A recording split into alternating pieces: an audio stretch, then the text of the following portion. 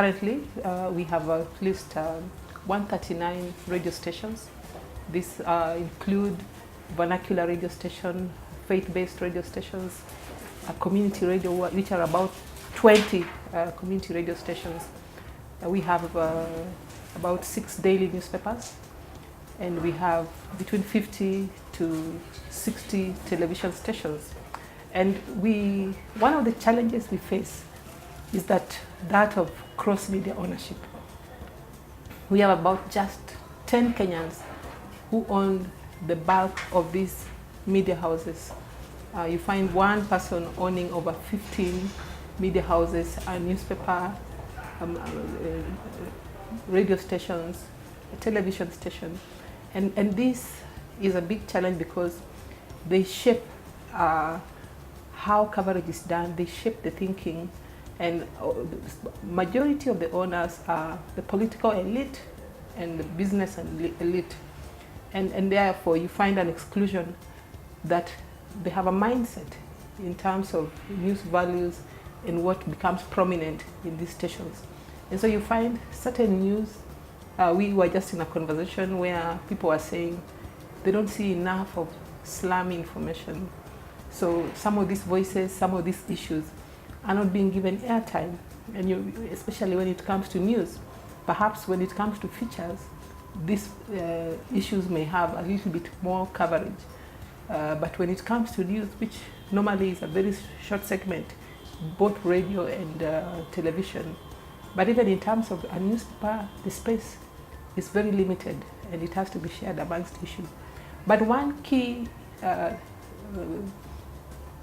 good thing is that we have radio, and we have several radio stations, and they have a wide reach. It's the most pervasive, it's the most used, and one of the opportunities is that radio is able to give 15 minutes, every 15 minutes, every 1 hour, they're able to give news updates, and therefore they are really able to update the citizenry. But one of the challenges we face again with these radio stations is that some of the radio stations are in far-flung areas whereby the journalists that are working there are not that well trained as you'd find in most of our newspapers and in our television stations. You find newsrooms where people are working, they lack the skills, the ethical and the professional knowledge of how to package news, of bringing in the balance. And so you have scenarios whereby you have people covering issues based on maybe what the tribal leader is pronouncing. This would be the major issue that the radio station would run with.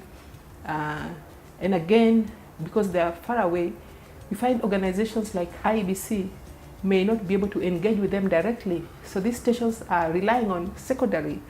They wait for other channels to share information. They look into the social media, and this secondary information is now what they use and to communicate with their audiences. And there is a danger in that. But we are saying that the laws compelling cross-media ownership really need to be taken up. But also for other people who may be interested, and that includes us as AMWIK, Association of Media Women, to be challenged to think into ownership of media so that we have more different types of people owning, and we are able to get plural voices in our channels of communication.